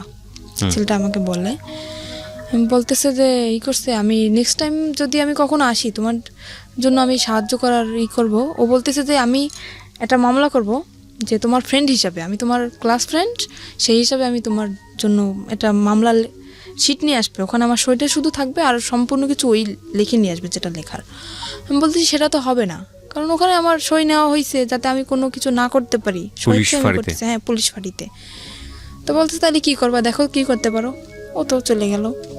এবার আমি দরজাটা আমি নিজেই বন্ধ করে দিলাম। দেওয়ার পরে আমি খুঁজতেছি যে ছুরি বা অন্য কিছু যদি আমি পাই, আমি আত্মহত্যা করার চেষ্টা করতেছি। তো আমি খোঁজাখুঁজি করতেছি, খুঁজতে খুঁজতে উপরে যে সানসেটের পরে ওই যে আপনার বক্স ছিল, বক্স আনছে আমার জন্য, ওই রুমে সব কিছু নিয়ে আসছে আমার জন্য, যেহেতু ওই রুমে আমি থাকবো, সব কিছু নিয়ে আসছে। তো বক্সের যে কার্টুনটার ভিতরে আপনার ইঁদুর মরা ওষুধ। আমি পাইয়ে তো মানুষ তো কষ্ট হয়, কিন্তু আমি পাই তো মহা খুশি। আমি ওটা পাওয়ার পরে অনেক অনেক খুশি আমি, যে আমি এখানে এসব করার থেকে কারে আমি ভালোবাসলাম, কার জন্য আমি রাজি হইলাম, যাকে বাঁচানোর জন্য আমি রাজি হইলাম সেই আমাকে দিয়ে এসব করাচ্ছে, আমি আর নিজের জীবন আমি রাখতে চাই না। তো আমি পুরো প্যাকেট খেয়ে ফেলার পরে দরজা খুলে দিলাম। আবার দেওয়ার পরে আবার আর একটা ছেলে আসছে, এসে দেখতেছে আমার অবস্থা খুবই খারাপ, পুরো শরীর ঘেমে গেছে আর আমি কথা বলতে পারতেছি না। তো আমার যে ওখানের যে ওই যে মহিলাটা ওনাকে ডাক দেওয়ার পর উনি তো ভয় পেয়ে গেছে যে এখানে যেহেতু আমার থেকে সই নেওয়া হয়েছে, তখন তো ওরা বুঝে যাবে যে আমাকে ভয় দেখানো হয়েছে, আমার থেকে সই নেওয়া হয়েছে যে আমি স্বেচ্ছায় সব করতেছি, তাহলে কেন আমি বিষ খেলাম, এখানে প্রশ্ন উঠবে না। তখন উনি আমাকে তাড়াতাড়ি হসপিটালে নিয়ে গেল। হসপিটালে নেওয়ার পর আমাকে ওয়াশ করানো হলো, তারপরে ওখানে হসপিটালে আমাকে ভর্তি করার পরে মোটামুটি থানায়ও খবরটা চলে গেছে। থানার স্যার আমার কাছে আসলো, এসে তখন আমি পুরো অজ্ঞান, তখন আমার জ্ঞান আসে নাই। তো স্যার তখন আমাকে কিছু জিজ্ঞেস করতে পারে না, চলে গেছে। যাওয়ার পরে 1 সপ্তাহ পরে ওই যে আমার হাজব্যান্ড ও আসে, ওর কাছেও খবর চলে গেছে। ও আসে আমার তো অক্সিজেন লাগানো, তারপরে মুখে তো খাইতে পারি না, এনজি টিউবে খাই। তো আমার হাতটা ধরলো, সেরকম একটা কথাও বলতে পারি না। আমি ওকে দেখে কেঁদে ফেলছি আমি, যে কি আমি অ্যাকশন নিতেছি, কেন তুমি আসছো, আমার ডক্টর সবাই আমার সামনে, আমি ওখানে অ্যাকশন নিতেছি, তুমি কেন আসছো, তুমি এখান থেকে চলে যাও। আমি এক নজর ওকে দেখার পরে আমি চোখ বন্ধ করে ফেলছি, এতটা ঘৃণা আসছে আমার। আমি বললাম তুমি চলে যাও এখান থেকে, আমি তোমাকে দেখতে চাই না। তো সেখান থেকে ও বললো কি আমি চলে যাবো ঠিকই, কিন্তু তোমাকে সাথে নিয়ে যাবো। আমি কোথায় নিয়ে যাবো, আবার আমাকে কোথাও বিক্রি করার ইচ্ছা আছে তোমার, কোথায় নিয়ে যাবো আবার? তো আমার হাতটা ধরার পরে বললো কি যে আমি আসলে বুঝতে পারিনি যে তুমি আমাকে এতটা ভালোবাসো, তাহলে আমি এটা করতাম না কখনোই। আমাকে আমার কাছে মাপ চাইলো যে আমি আর কখনো এরকম করবো না, মেয়েটাকে আমি ছেড়ে দেবো, তুমি যেটা বলবো আমি সেটাই শুনবো। অনেক করুণা করার পরে আবারও আমি ওকে বিশ্বাস করলাম, এত কিছু করার পরেও আবারও বিশ্বাস করলাম ওকে আমি। সেখান থেকে হসপিটাল থেকে আমার রিলিজ দেয় নাই তখনও, ডাক্তারে না বললে আমি সুস্থ না তখনও। নার্সরে উনি কিছু টাকা ঘুষ দেওয়ার পরে আমার ওই যে এনজিটিউ পরানো, তারপরে আপনার অক্সিজেন লাগানো, হাতে ক্যানোলা করা, সব কিছু খুলে তারপরে সেখান থেকে নার্সরে কিছু টাকা ঘুষ দিয়ে ওখান থেকে আমাকে নিয়ে আসে ওগুলো খোলানোর জন্য, কিন্তু নার্স তো ডাক্তারের অনুমতি ছাড়া খুলতে পারবে না। উনি টাকা পাওয়ার পরে উনি খুলে দিল ওগুলো। নার্স ওগুলো খুলে দেওয়ার পরে আমি তখন হাঁটতেও পারি না ঠিক মতন, এতটাই ক্লান্ত আমি। আমাকে নিয়ে তখন সে ঢাকা, আমার একটা ফুপু আছে সেখানে আমাকে নিয়ে আসে, আমার আপন ফুপু, সেখানে আমাকে নিয়ে আসে। আর বাড়ি তো গেলে তো যদি এই সমস্ত কথা শোনে তাইলে তো মনে করেন ওরে তো মারবে, সাথে আমিও মার খাবো। যে এত কিছু তাও তারপরও কেন আমি মেনে নিলাম। আমি বাড়ি গেলাম না, আমার সে ফুপুর কাছে গেলাম, যার পরে ওখানে আমি 1 মাস পর্যন্ত থাকলাম। থাকার পরে ও বললো কি, দেখো আমি তো কাপড় চোপড় কিছুই নিয়ে আসি না, আমার কাপড় চোপড় তো সব কিছু বাড়িতে, তা তুমি এখানে থাকো, মানে আমাদের ওখানে চাকরি বাকরি নেওয়ার কথা, তো আমি সুস্থ হবো তারপরে চাকরি নেব। বললো আমি বাড়ি থেকে আমি কাপড়গুলো নিয়ে আসি আমার, এই বলেও বাড়ি চলে গেল। যাওয়ার পরে ও যেদিন যাবে তার পরের দিন আসার কথা, আসতেছে না। তারপরে আমি বললাম কি ব্যাপার, তোমার আসার কথা, তুমি কেন আসতেছো না? সে ওখান থেকে এসে চলে গেছে, সেই শ্বশুর বাড়ি চলে গেছে, ওর যে সেই শ্বশুর বাড়ি চলে গেছে। ফোন করলে মাঝে মাঝে ওই মেয়েটা ধরে। তারপরে আমি বুঝতে পারলাম আস্তে আস্তে, অনেক কান্নাকাটি করছি, অনেক রিকোয়েস্ট করছি তুমি আমাকে নিয়ে যাও নিয়ে যাও। সেখান থেকে আমার আব্বু আম্মু যখন জানতে পারি আমি ওখানে, আমাকে নিয়ে যায়। নিয়ে যাওয়ার পরে ওই যে মহিলা, ওই মহিলাকে নাম্বার দিয়ে দেয়, আমার আম্মুর নাম্বার দিয়ে দেয়। কিসের জন্য জানেন? যাতে আমি আমার বাড়িতেও জায়গা না পাই আর ওর কাছেও যাতে আমি না যেতে পারি। ও ওর বাড়িতে সম্পূর্ণ সবাইকে জানাই দিছে যে আমি এসব করি, আমি বিয়ের আগে এসব করতাম, ও জানতে পারছে, সেজন্য ও আমাকে ডিভোর্স দিতে চায়। আসলে তো কিছুই না সেরকম, ও নিজে করছে এগুলা। এটা বলার পরে আমার আম্মুর কাছে ওই মহিলা ফোন করে, করার পরে ওই ফোনটা আমার আব্বু ধরে। ধরার পরে ওই সম্পূর্ণ কথা মানে বানাই বানাই যা বলার সব বলছে, যে আপনার মেয়ে এতদিন শ্বশুরবাড়ি ছিল না, আমার এখানে ছিল, এসব করতো। আর এসব কথা শোনার পরে আমার আব্বু তো সবাইকে বলে দিল। মানে এই ফোনটা কে ধরেছে? আমার আব্বু, সদাব্বু। না, আমি আসলে এই জিনিসটা একটু ক্লিয়ার হতে চাই। ফোনটা কে করেছে, কাকে ফোনটা রিসিভ করেছে কে? ফোনটা করছে আমাকে যেখানে বিক্রি করে দেওয়া হয়েছিল, ওখানে যে মহিলা ছিল উনি ফোন করছে। উনি ফোন নাম্বারটা নিছে আমার হাজবেন্ডের কাছ থেকে। কাকে করেছে ফোনটা? ফোনটা করছে আমার আম্মুর ফোনে, কিন্তু ফোনটা রিসিভ করছে আমার যে আব্বু। মানে তখন তো আপনার আম্মুর বিয়ে হয়েছে একটা। হ্যাঁ, তখন আর একটা বিয়ে ফোন হয়েছে। করে ওই ভদ্র মহিলা, মানে হোটেলের যিনি ইনচার্জ ছিলেন ওইসব কাজের, ওই ভদ্র মহিলা ফোন করে আপনার মাকে বলেছে যে আপনার, আমার মাকে না, আমার সৎ যে আব্বু, মানে আলটিমেটলি আপনার মাকে ফোন করার জন্য বলেছিল, কিন্তু আপনার সৎ বাবা রিসিভ করেছে। সৎ বাবাকে বলেছে যে এই সব কাজ করেছে আপনার মেয়ে এখানে। ওকে। আর উনি যেগুলো বলছে সেগুলো তো সম্পূর্ণ মিথ্যা। মিথ্যা কথা, রাইট? তারপর মানে উনি চায় যে আমার বাড়ির থেকে যদি আমাকে তাড়িয়ে দেওয়া হয় তখন আমার বাধ্যতামূলক ওখানে যেতে হবে, কোনো উপায় থাকবে না, কোনো উপায় থাকবে না। তখন আমার আব্বু ওটা শোনার পরে, আমি ওনাকে আব্বু বলেই ডাকতাম, এটা শোনার পরে সে আমাকে মানে একদম ক্লিয়ারলি বলতেছে তুমি বাড়ি থেকে বের হয়ে যাও। ফ্যামিলির সবাইকে জানাই দিল। এবার আমি কি করব, আমার মাথায় আসমান ভেঙে পড়ছে। এরকম একটা জিনিস আমার লাইফে ঘটলো, কোথায় আমার ফ্যামিলি আমাকে সাপোর্ট করবে, অন্য মানুষের একটা মিথ্যা কথা শুনে আমার সাথে এরকম করলো। আমি বাড়ি থেকে বের হয়ে চলে আসলাম। মাও বললো বাড়ি থেকে বের হয়ে যেতে? আম্মুর তো কিছু করার নেই, ফ্যামিলির থেকে যেহেতু সবাই এরকম বলতেছে। কিছুই বললো না মা? আম্মু তো কান্নাকাটি করতেছে, আম্মু তো আমাকে আসতে দেবে না। তখন সে আব্বু বলতেছে তুমি যদি তোমার মেয়েকে না সর আমি তোমাকে ডিভোর্স দিয়ে দেবো। তা আম্মুকে আমি বললাম, আম্মু এতদিন তো দূরে ছিলাম, থাকছিলেন আমাদের ছাড়া, তো এতদিন যেরকম ফোনে কথা বলছি এখনও সেরকম, ঠিক সেরকম তোমার সাথে আমার ফোনেই কথা হবে, আমি এখানে থাকবো না। কারণ আমি যদি এখানে থাকি এই ব্যাপারটা গোটা এলাকায় জানাজানি হয়ে যাবে, আমি এটা চাই না। বাড়ি থেকে বের হয়ে চলে আসলাম। বাড়ি থেকে বের হয়ে চলে আসে আমার যে ওই ফুপুর কাছে ছিলাম ঢাকায়, ওখানে আবার আসলাম। আসার পরে ওনার কাছে 15 দিন থাকার পরে ওখানে কোনো চাকরি বাকরি হইতেছে না, কারণ যেহেতু বাড়ি থেকে একদম বের হয়ে চলে আসছি, বাড়ি তো আর যাবো না, চাকরি বাকরি কিছু তো একটা করা লাগবে। ওখানে কোনো চাকরির ম্যানেজ হইতেছে না। তারপর আমার আম্মু কথা বললো, আমার যে আন্টি এখন বর্তমানে ঢাকায় আছে ওনার সাথে আমার আম্মু কথা বললো যে দেখ, আমি আম্মুকে সবই বলছি যে আম্মু যেটা তোমরা শুনছো সেটা সম্পূর্ণ মিথ্যা, তুমি আমার কাছ থেকে শোনো। আম্মু শোনার পরে আর আম্মু আমাকে অনেক বিশ্বাস করে, আর আমি আম্মুর সাথে কখনোই মিথ্যা কথা বলি না। ওই বিয়ে হওয়ার পরে যেটা বলছি, কিন্তু এখন আর বলি না। তাও তো বলছি হাজবেন্ডের জন্য। আম্মুকে বলার পর আম্মু বলছে আচ্ছা ঠিক আছে আমি দেখতেছি। তো আম্মু সেখান থেকে আমার আন্টির সাথে কথা বলে, আন্টির সাথে কথা বলার পরে আন্টি বললো ঠিক আছে আমার কাছে আসো। ঈদের 3 মাস আগে বলতেছে ঠিক আছে আমার কাছে আসো তুমি। আসলাম, সেখানে আসার পরে ট্রেনিং করলাম। ওই যে আপনার এখন যে নার্সিং ট্রেনিং জবটা করতেছি নার্সিংয়ে, সেখানে ট্রেনিং করলাম। করার পরে তারপরে আবার অসুস্থ হয়ে গেলাম। সেখানে অসুস্থ হওয়ার পরে প্রায় 2.5 মাস যাবৎ বসা, তারপরে কোনো চাকরি বাকরি হইতেছে না। আমার আপন ফুপুর বাসায় চলে আসলাম। সেখান থেকে আমার আম্মু কথা বলে আমার আন্টির সাথে, সেখানে 15 দিনের মতো থাকলাম। আমার আম্মু কথা বলে আমার আন্টির সাথে যে এরকম ওর সমস্যা, ওর জন্য একটা চাকরি দেখতো না। তো আন্টি বললো ঠিক আছে, ওকে আমার কাছে পাঠিয়ে দাও। তো আমার সে আন্টি তো থাকে নারায়ণগঞ্জে, ওই যে ফুপু, তাকে আমি আন্টি বলেই ডাকি। সেখান থেকে আমি আমার আপন যে খালা, তার কাছে চলে আসলাম। আসার পরে সেখানে একটা এই যে এখন যে চাকরিটা করতেছি সেখানে ট্রেনিং করি। ট্রেনিং করার পরে আমি হঠাৎ অসুস্থ হয়ে যাই। অসুস্থ হওয়ার পরে 2.5 মাস বসার পরে আমি ওকে একদিন কল দিই আমার আন্টির ফোন দিয়ে। ওকে, মানে আপনার হাজবেন্ড? আমার হাজব্যান্ডকে কল দেওয়ার পরে ও শুনলো যে আমি ঢাকায় আছি। তারপর আমি আবারও কেঁদে ফেলছি, ওর সাথে ফোনে কেঁদে ফেলছি। তো তখন আমাকে বলতেছে কি, ওই মেয়েটা এখন নেই, তুমি কি এখন আসবা? আমাকে আবারও যেতে বলতেছে যে তুমি কি আমার সাথে সিনেমা করতেছো? বলতেছে কেন? তুমি দীর্ঘ 6টা মাস যাবো তুমি আমার সাথে কোনো যোগাযোগ রাখো নাই। ওই যে চলে গেছো, তারপরে কত কান্নাকাটি আমি করছি, তুমি আমাকে তো নিয়ে যাওই নাই, আর তুমি নিজেও আসো নাই। এখন আমাকে যেতে বলছো, তুমি কি আমার আবার জীবনটা নষ্ট করতে চাও? তারপরে মাঝে হয়েছে কি, আমি একটা দেখাই, কবিরাজ দেখাই, উনি আমাকে একটা মান্দুলি দেওয়ার পরে সেখান থেকে আমি একটু ওকে কিছুটা ভুলতে পারছি এখন। আমি বললাম কি, আমি তোমাকে ভুলে যেতে চাই, আমি চাই না যে জিনিসটা আমার জীবন থেকে চলে গেছে, যে অতীতটা চলে গেছে, সেই অতীতটা আবার আমার জীবনে ফিরে আসুক, আমি চাই না। তোমার যদি মনে চায় আমার সাথে, যদি বোঝো যে না শারমিন সত্যি আমাকে ভালোবাসতো, যদি আমার সাথে কথা বলতে মন চায়, মাঝে মাঝে তুমি শুধু আমার সাথে একটু কথা বলো, আমার একটাই রিকোয়েস্ট, আমি তোমার কাছে আর যাইতে চাই না। তো এখনও মাঝে মাঝে ও আমাকে কল করে বলে যে তুমি আসো। তো তারপরে সেখান থেকে কথা হওয়ার পরে আর একদিন আমি আবার ওকে কল করছি। কল করার পরে ওর যে বউ ধরছে, সেখান থেকে কত মিথ্যে কথা ও বলতেছে আমার সাথে এখনো পর্যন্ত। আবার ওর বউ ধরার পরে আমার সাথে কথা বলে।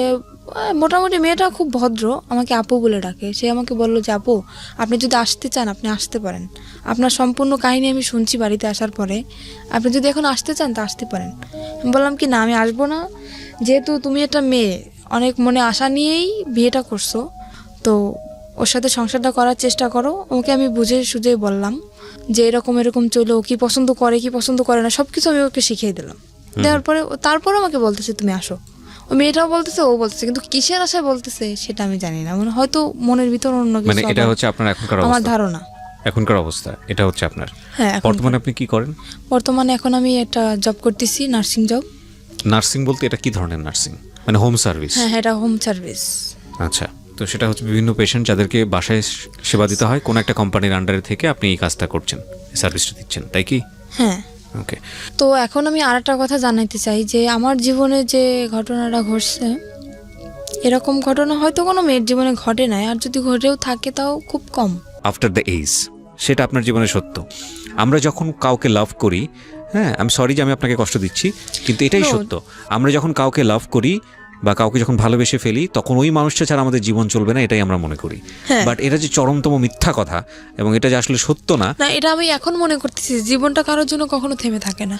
না, আপনি যে বললেন না যে একটু আগে যে আপনি তাকে ভালোবাসাটা আমার মনের ভিতরে থাকবে, আমি সেটা বলছি। থাকবে না আপনার ভালোবাসা? অবশ্যই থাকবে, ডেফিনেটলি থাকবে না। কিভাবে থাকবে না বলেন? এবং এটার অ্যান্সার আপনি এখন আমাকে মনে করে নেন যে আমি যেটা বলছি সেটা মিথ্যা কথাই, কথা আপনি এটাই মনে করবেন। কিন্তু আপনি একটা সময় গিয়ে মনে করবেন যে না, আমি যেটা বলেছিলাম আজকের অনুষ্ঠানে ডকুমেন্টস থাকবে, তো আপনি দেখবেন, আপনি যখন পরিণত বয়স, এই ইউটিউবে এটা থেকে যাবে, ইউটিউবে আপনি আরও 5 বছর পর, 10 বছর পরে গিয়ে বলবেন যে কিবরিয়া ভাই এই কথাটা বলেছিল অনুষ্ঠানে, এবং এটাই সত্য। আপনাকে আমি আরও 10 বছর পর ইনভাইট করবো এই অনুষ্ঠানে, আমি যদি করি, আমি আপনাকে ইনভাইট করবো, এবং আমার যে কথাটা ছিল যে এটা থাকবে না, শুধু ঘেন্নাটুকু থাকবে, ভালোবাসা থাকবে না, এবং এই ফিলটাই থাকবে আজ থেকে 5 বছর পর, 10 বছর পরে। আমি যেটা বলতে চাচ্ছি যে আপনার ওই পরিণত বয়সটা নাই, ম্যাচুরিটিটা নাই, নইলে একটা মানুষ আপনাকে মৃত্যুর মুখে ঠেলে দিয়েছে। একটা মানুষ, নারীর সতীত্ব যেটা, এটা আমাদের সমাজে মনে করা হয় একটা নারীর সতীত্ব না থাকলে আর কিছুই নাই। আমাদের সমাজ, আমাদের সামাজিকতা এটাই, খুবই ভঙ্গুর একটা মানসিকতা, এবং সেই জায়গাটায় ফেলে দিয়েছে। আপনি যে ধরনের অর্থনৈতিক, আমি যদি আরও সহজ করে বলি, যেই ধরনের ক্লাস মেনটেন করেন বা যেই ধরনের আর্থিক অবস্থার মধ্যে বসবাস করেন, এটা আমরা ধরে নিই আমাদের একেবারে সমাজের প্রান্তিক পর্যায়ের মানুষ যারা দিনে দিন খাওয়ার মতো অবস্থা, এইরকম একটা পরিবারে আপনি বড় হয়েছেন, না আছে বাবার সাপোর্ট, না আছে মার সাপোর্ট, হ্যাঁ, এরকম একটা অবস্থা। সেই রকম একটা অবস্থায় থেকে এরকম একটা আন্ডার এজ একটা মেয়ে একটা ছেলেকে লাভ করে বিয়ে করেছে, লাভ করে তো বিয়ে করেনি, একটাকে বিয়ে দেওয়া হয়েছে এবং বিয়ের পরে লাভ করেছে। তো এইটা 21 বছরের আপনার যে ছেলেটা, আপনি যদি যে কথা বলেছেন এখানে সেগুলো যদি সত্য হয়ে থাকে, আমি তার নাম পর্যন্ত জানতে চাইনি, আমি জানতে চাইও না, আপনি যা বলেছেন এখানে সেগুলো যদি সত্য হয়ে থাকে, 21 বছরের এই ছেলেটাকে এটা খুব ভালো করে বুঝতো, এবং সেই ইকুয়েশনগুলো খুব ঠান্ডা মাথায় করেছে যে ওকে যদি আমি এই জায়গাটায় ফেলে দেই, ও আমাকে বলার কেউ নাই। দেখেন আমি একটা সহজ এক্সাম্পল দিই, আপনাকে এভাবে কেউ কখনো বলেছে কিনা। ও কিন্তু ভয় পায়। ওর চাচা, আপনার চাচা শ্বশুর যে কদিন বেঁচে ছিল, ছোট চাচা শ্বশুর, ও কিন্তু খারাপ ব্যবহার করেনি আপনার সঙ্গে। না। তার মানে ওর যদি কেউ গাইড করার থাকতো, ওকে যদি কেউ শাসন করার থাকতো, এবং আপনার ফ্যামিলিতে যদি এরকম গার্ডস থাকতো যে না আপনার বাবা ওর একদম মানে সহজ বাংলায় যেটা গ্রাম্য ভাষায় যেটা বলে টুটি ছিঁড়ে ফেলবে, এরকম যদি কোনো অন্যায় হয় তার মেয়ের প্রতি, ও জীবনও আপনাকে নিয়ে এতটা সাহস করতো না। অবশ্যই। রাইট? সো যেদিন আপনার ওকে শাসন করার মানুষটা মারা গেছে, সেই রাতের থেকেই কিন্তু ওর উলটপালট আচরণ শুরু হয়েছে। রাইট? তো এই জিনিসটাও খুব সুন্দর করে ইকুয়েশন করে করেছে, কোনটা যোগ করলে যোগ হবে, কোনটা বিয়োগ করলে বিয়োগ আরো হবে। একটা ওর একটা দিক ছিল কি, আমি যখন যতই আমি রাগারাগি করতাম না কেন, ও কোনো কথা বলতো না, একদম চুপচাপ থাকতো। কিন্তু খুব মানে খুব ঠান্ডা মাথায় কাজ করতো। হ্যাঁ, আপনার কথাটা একদম রাইট। আমি এখন যেটা বলবো আরো অনেক কিছু বের হবে, রাইট? কিন্তু আমি আপনাকে মূলত, আপনি যে কথাটা বললেন না যে ছেলেদেরকে বিশ্বাস করার জায়গাটা, এটা আপনার বয়সের ফিল। এখানে আরো অনেকগুলো বিষয় আছে। আপনার ইমোশনের জায়গাটা থেকে আপনি এত কিছুর পরেও ওই ছেলেটাকে ভালোবাসেন, সেটা আপনার বয়সের কারণেই। আমি এটা বলতে চাচ্ছি, এটাও একটা ভয়ানক রকমের ভুল। লাভ জিনিসটা কি জানেন? লাভ জিনিসটা হচ্ছে উইথ রেসপেক্ট। লাভ জিনিসটা ওয়ান সাইডেড না, এটা একটা সময়ের প্রেক্ষাপটে হতে পারে। হ্যাঁ, আপনি কাউকে ভালোবাসলেন, ঠিক আছে, সে মানুষটা আপনাকে ভালোবাসে না, আপনি সারাটা জীবন তাকে পাগলের মতো ভালোবেসে যাবেন, আপনার জীবনে কেউ আসবে না। দ্যাট ক্যান বি লাইক একটা খুব অল্প সময়, খুব অল্প কিছু, হয়তো লাখে একজন মানুষ, কোটিতে একজন মানুষ, দে আর ডিফারেন্ট। অ্যান্ড এক্সেপশনের জায়গাটা কখনো এক্সাম্পল হতে পারে না। কিন্তু আমরা যারা মোস্ট কমন মানুষ, কমন পিপল যারা, তাদের লাইফে কিন্তু এই ঘটনাটা মানে কম আর বেশি এরকম। আপনার লাইফে এখন পর্যন্ত ওকে রিপ্লেস করার মতো মানুষ আসেনি বলেই আপনার কাছে এখন পর্যন্ত মনে হচ্ছে যে না, ওই মানুষটাই অসাধারণ মানুষ। কিন্তু যখন অন্য কেউ চলে আসবে, যাকে ভালোবেসে ফেলবেন, তখন মনে হবে যে না, জীবনে অনেক বড় একটা ভুল। এখানে আমার একটা কথা, কিন্তু হয়তো আপনি এসেছে অনেক, কিন্তু আপনার মনে হয়তো ঘন্টা নাড়াতে পারেনি, আপনার মনের ঘন্টাটা বাজেনি, আপনি সেটা বলতে। ঘন্টাটা কোনোদিন বাজবেও না। আর এই ঘটনা আমার সাথে ঘটার পরে আমি কোনো ছেলেকে বিশ্বাস করি না। হ্যাঁ, সেটা একটা অন্য অ্যাঙ্গেল, যে কাউকে আমি বিশ্বাস করি না, সেটা একটা অন্য বিষয়। কিন্তু মনের ঘন্টাটা বাজবে না, সেটার পেছনের কারণ যদি ওই হয়ে থাকে যে না, ওকেই আমি ভালোবেসে যাব, তাহলে আমি সেটা বিশ্বাস করি না। দেখেন, আপনার জায়গাটা আপনার মতো, আমি রেসপেক্ট করি, কিন্তু আমি যেটা বলছি সেগুলো সবই অভিজ্ঞতার আলোকে, এই অনুষ্ঠান করার অভিজ্ঞতার আলোকে, নিজের জীবনের অভিজ্ঞতার আলোকে, সব কিছু জায়গাটা থেকেই আমি আপনাকে বলছি this is not true. Because 16 বছরের জীবন কিছুই না একটা 60 বছরের জীবনের কাছে, কিছুই না। এখন আমি বলতেছি, এবং আপনার 60 বছরে গিয়ে, আপনার 50 বছরে গিয়ে জীবন গল্পটা এমন দাঁড়াবে যে 16 বছর নিয়ে আপনার বলার সময়ই নাই, এমনও হতে পারে। সেটাই, রাইট? সো আমি আপনাকে জাস্ট একটা জিনিসই বলবো যে 16 বছরের টিনেজ যারা আছো, লাভ আসুক বা যেটাই হোক না কেন, যে ঘটনার প্রেক্ষাপটে আসুক না কেন, ওই মানুষটার যদি তোমার প্রতি কেয়ারিংটা না থাকে, ওই মানুষটার যদি তোমাকে নিয়ে ফিউচার প্ল্যান না থাকে, ওই মানুষটার যদি তোমার প্রতি রেসপেক্ট না থাকে, সম্মান বোধটুকু না থাকে, তাহলে তাকে নিয়ে বারবার ভাবো, ভালোবেসে যাও, কিন্তু তাকে নিয়ে সংসার করার স্বপ্ন দেখো না, তাকে নিয়ে অন্তত জীবনের সামনের দিকে স্টেপ নেওয়ার স্বপ্ন দেখো না। কারণ শুধু লাভ দিয়ে সংসার করা যায় না, শুধু প্রেম দিয়ে স্টেপ সামনের দিকে নেওয়া যায় না। কারণ ওই মানুষটাকে অন্যরকম মানুষ হতে হয়, সেখানে অনেক কিছুর হিসাব নিকাশ ব্যাপার থাকে। এই কথাগুলো এত বেশি কমন এবং এত বেশি আমি বলেছি জীবন গল্পে, আমি জানি না, মানে অনেকে হয়তো শুনতে শুনতে মুখস্থ হয়ে গেছে আমার এই কথাগুলো। তো আমি আপনাকে বলবো যে আপনি যেহেতু রাইট নাও একটা জব করেন, you are lucky in that sense, কিন্তু লেখাপড়াটা কন্টিনিউ করাটা উচিত। আপনি কি কোথাও করছেন? এখন আমি আবার লেখাপড়া শুরু করছি বলতে কি, মানে এটা তো আমার রেগুলারলি ক্লাস করা সম্ভব না। তো আমার যেহেতু চাকরি করতে হয়, আমি এখন উন্মুক্ত ভর্তি হয়েছি, প্রতি শুক্রবার ক্লাস চলতেছে। আর এখন আমি যেটা চাই আমার দিক থেকে, যে আমার অতীত যেটা গেছে, অতীতই ওটা থাক, আমি যে সামনের দিকে আগাতে, কারণ আমার ছোটবেলা থেকে যে স্বপ্নটা ছিল, সেই স্বপ্নটা আমি আবার পূরণ করতে চাই। কি স্বপ্ন ছিল? আমার ছোটবেলা থেকে স্বপ্ন ছিল আমি একটা পুলিশের চাকরি করব। বিউটিফুল। সেটা আমি আবার এগিয়ে যেতে চাই। আর মাঝখানে হয়তো 2টা বছরে আমার জীবনে অনেক কিছু ঘটে গেছে, সেগুলো আমি মনে রাখতে চাই না। আর এর পিছনে আমি একটা মানুষের সাপোর্ট পাইছি, আমি একটা কথা বলতে পারি, একটা মানুষের সাপোর্ট আমি সব সময়ের জন্য পাইছি। পৃথিবীতে যদি আপন বলতে কেউ থাকে, সে হচ্ছে মা। তাছাড়া কিন্তু আমি কারোর সাপোর্টই পাই না। আর আমি আমার আম্মুকে বলি যে, আমার আম্মু যেহেতু এখন অন্যের ঘরে, আমার আম্মুকে বলি, আমি আম্মু সারা জীবন সুখে থাক, আমার খোঁজ নেওয়ার দরকার নেই, কিন্তু আমার আম্মু সারা জীবন সুখে থাক, আমি এটাই চাই। আমার আম্মু আমাকে অনেক অনেক সাপোর্ট করছে। আজকে এই যে এখন আবার কন্টিনিউ লেখাপড়াটা আবার চালাইতেছি। আপনি ওপেন ইউনিভার্সিটিতে পড়ছেন এখন? উন্মুক্ত বিশ্ববিদ্যালয়ে পড়ছেন? হ্যাঁ। আচ্ছা, উন্মুক্ত বিশ্ববিদ্যালয়ে আপনি কি দেবেন, এসএসসি দেবেন? জি না, আমি তো এখন 9-এ ভর্তি হয়েছি। আবার 9-এ ভর্তি, ওখান থেকে তো এসএসসি দেবেন? হ্যাঁ, ওখান থেকে এসএসসি দেবেন, এবং পাশাপাশি আপনি একটা জবও করছেন মোটামুটি একটা হ্যান্ডসাম স্যালারিতে। আপনার জবের ধরনটা আমি নাইবা এখানে এক্সপোজ করলাম, সেটা হয়তো আপনার কাজের ক্ষেত্রে একটু সমস্যা হতে পারে, but it's a different case. এবং আমি মনে করি যে এত কিছুর পরেও একটা মেয়ে জব করছে, পাশাপাশি পড়াশোনা করছে এবং স্বপ্ন দেখছে, তার মানে ইউ আর লাকি। আপনি বললেন না একটু আগে যে আপনার চেয়েও কষ্টের জীবন গল্প থাকে কিনা, আপনার চেয়েও ভয়ঙ্করতম কষ্টের জীবন গল্প থাকে, এবং কেউ কেউ হয়তো এই স্টেজে এসে শেষ হয়ে যায়, কেউ কেউ হয়তো হোটেলের ওই শিকলটা খুলতে পারে না, সেখানেই সারাটা জীবন শেষ হয়ে যায়। হ্যাঁ, কেউ কেউ হয়তো ওই যে ইঁদুর মারা বিষ যেটা আপনি খেয়েছিলেন ওখানেই হয়তো জীবনটা শেষ হয়ে যায়। সুতরাং আপনি লাকি যে অনেক অনেক দিক থেকে আপনি সার্ভাইভ করে সামনের দিকে এগিয়ে গেছেন, এবং আমি মনে করি আপনি যেটা স্বপ্ন দেখেন সেটা ভবিষ্যতে আপনার কাছে হয়তো আসবে। তবে আপনার জীবনের সবচেয়ে ভয়ঙ্করতম জায়গা যেটা আপনার সঙ্গে এখনও স্টে করে, সেটা হচ্ছে আপনি এখনও, যদি আপনার কথা সত্যি হয় তাহলে আমি তাকে এভাবেই বলতে চাই, স্টুপিডটাকে আপনি এখন লাভ করেন। দ্যাট ইজ দ্য বিগেস্ট মানে ভয়ের জায়গা আর কি। সো প্রিয় শ্রোতা, থ্যাংক ইউ সো মাচ। যারা আজকে এই অনুষ্ঠানটা শুনলেন তাদেরকে আমি ধন্যবাদ জানাতে চাই, এবং একই সাথে ধন্যবাদ জানাতে চাই যারা এই অনুষ্ঠানটা নিয়মিত শোনেন। আমি সব বেলায় এসে শেষ করতে চাই, একেবারে শেষের দিকে যে কথাটা বলতে চাই, প্রত্যেকটা স্টোরি কোনো না কোনো মেসেজ আমাদেরকে দেয়। আজকে 16 বছরের এই সাথী যে গল্পটা নিয়ে আমাদের এখানে উপস্থাপন করলেন, আমরা বিশ্বাস করি প্রথম ভুলটা করেছিলেন তার মা। ওই বয়সে যদি তাকে বিয়েটা না দিতেন তাহলে আজকে সাথীর গল্পটা এরকম হতো না। একটু সাপোর্ট করলে হয়তো সাথীর যে স্বপ্নটা ছিল, যেটা এখনও সে দেখতে চায়, যে বাংলাদেশ পুলিশ এসে কাজ করতে